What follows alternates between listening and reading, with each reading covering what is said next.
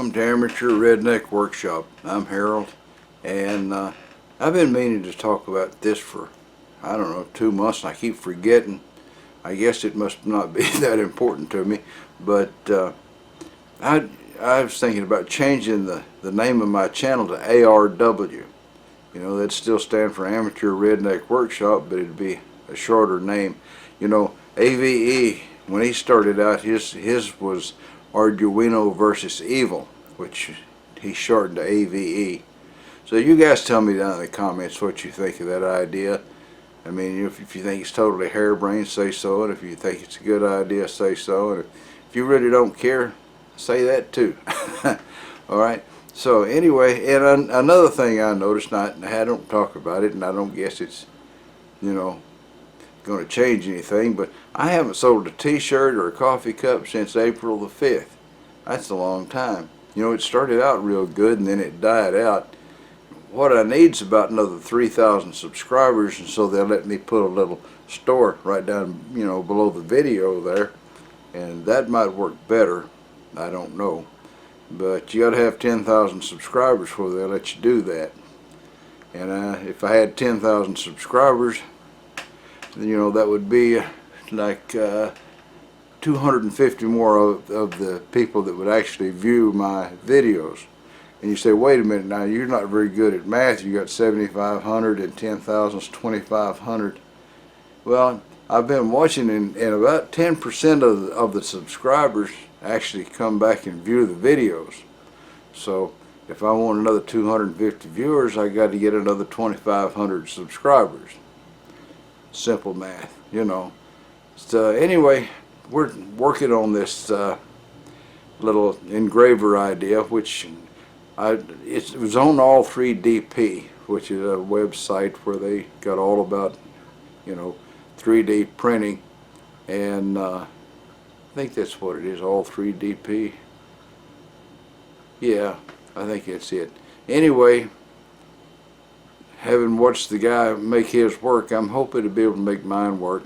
Today we're going to finish wiring the thing up and start the motor and see how that looks. And maybe I'll do other stuff too along with it. But now that we've talked about the problem and, you know, changing the name and not selling any t-shirts or coffee cups, let's just get on with the video. I need to get the plastic out of that little heater. Well, no, I don't. Thinking about it, I can just unplug it, set it up here out of the way, and then when I want to use it again, plug it back in. I won't even have to move the plastic. I believe that's my best bet. And the thing is, it's pretty easy to remove. It's got a couple of metric screws. I don't know if yeah, there's the other one. I just hope I don't drop the little nuts. I guess it would probably be easier if I were to take the wheels off,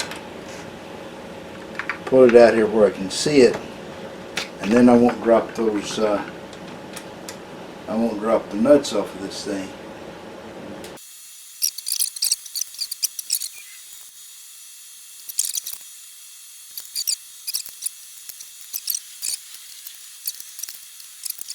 Alright, so there's always a fly in the ointment, but you know, this one was easily cured. This bracket is way thicker than the bracket on here. So these tiny little screws that we're holding the print head on are too short to go through there. The good thing is that the tiny little screws that were, well, they were holding the fan, the ones holding the print head are nice and long, and they went right through there and did the job. And the bad news is that I dropped one of the screws. Of course, the good news to that is I've got a wife. You know how they can find things. It came to me that I do have to pull that filament out of the print head, because if I don't, this thing's just going to keep on feeding and it'll be dripping down all over everything. the printer probably isn't going to have any idea that I'm not printing plastic. So I'll let it heat up here, and I'll pull the filament back out of the print head, and then I should be in a lot better condition. These wire ends are tiny, but they're still not quite tiny enough to go in between the sides of the insulator around those screws. So I'm trimming the edges off of it like that, and that'll make it fit into a much narrower spot.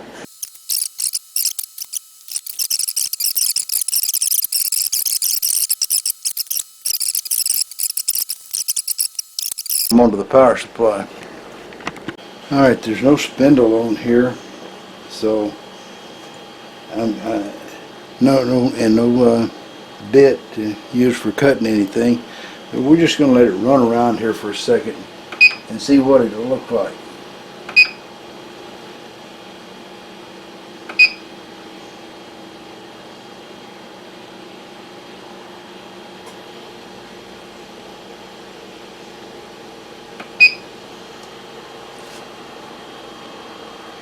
Oh, nah,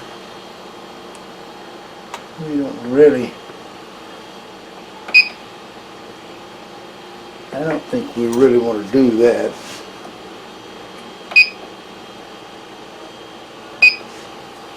But it does work.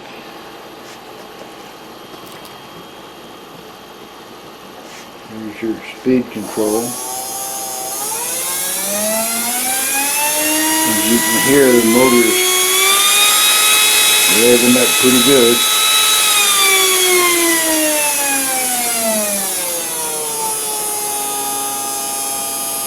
I don't feel any real heat from the box.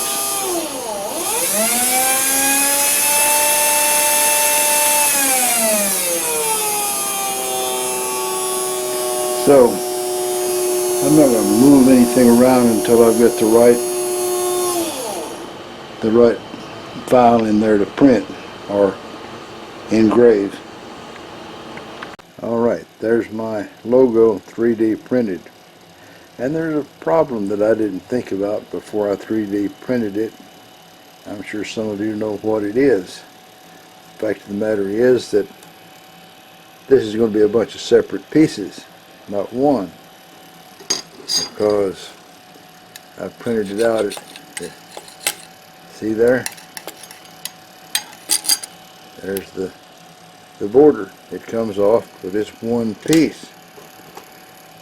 Alright, let's get some of that. There's the A. It's just one piece.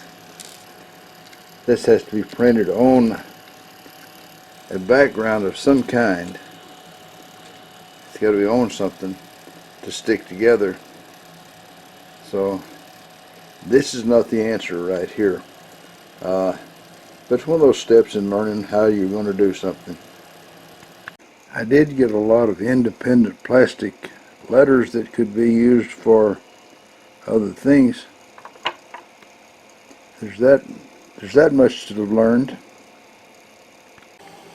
Okay, so the print head is removed, the motor's installed, and you can tell by looking there, I had it do the auto home, and that cutter is hanging down lower than the little print bed there.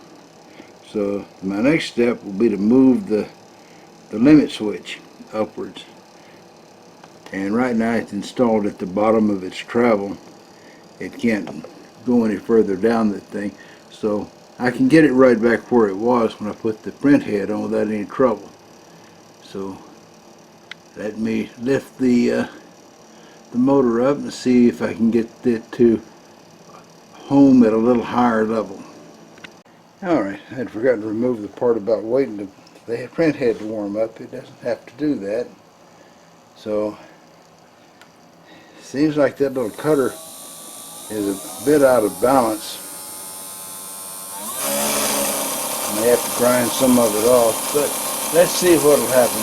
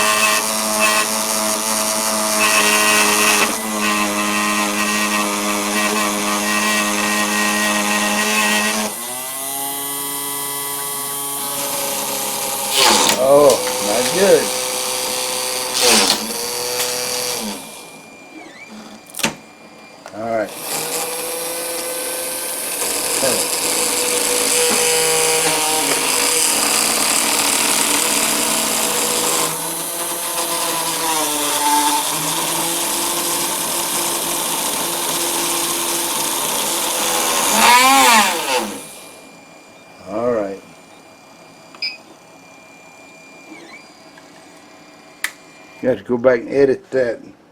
It cleared the the clips off of there. I thought I had it smaller than that. I'm gonna have to go back and make the little booger a lot smaller. All right, let's give her a whirl.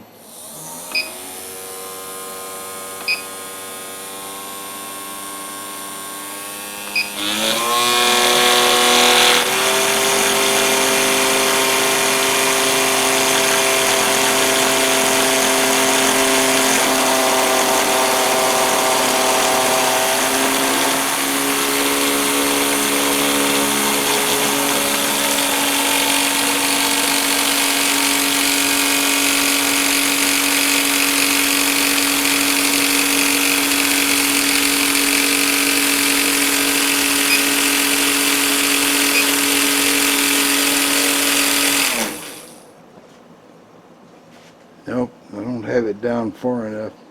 I'm gonna have to work it over a little bit. All right, put everything back together. Let's try it again.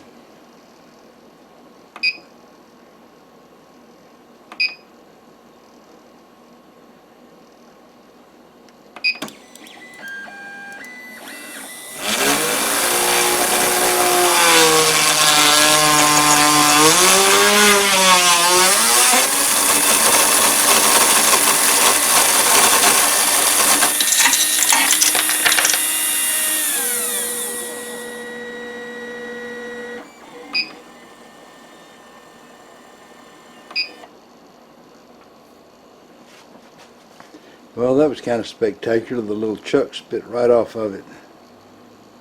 Got to do something about that. Probably to really make this actually work, it'll take a lot more changes than I've made. I may have to get new firmware for this thing to make it think it's a CNC. At least that's what I'm thinking. But anyway, in the meantime, we're going to make a few more tries to make it scratch a pattern around the side of this thing.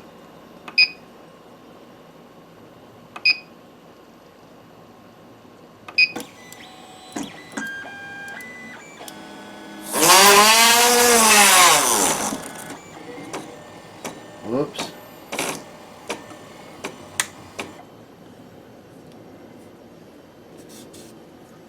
Down too low. This isn't working out too good. I'm going to have to fall back and think it over again. Well, that's all, folks. Y'all try to subscribe if you're not already a subscriber. Leave a comment if you got something to say. And above all, remember, keep on keeping on. Bye now.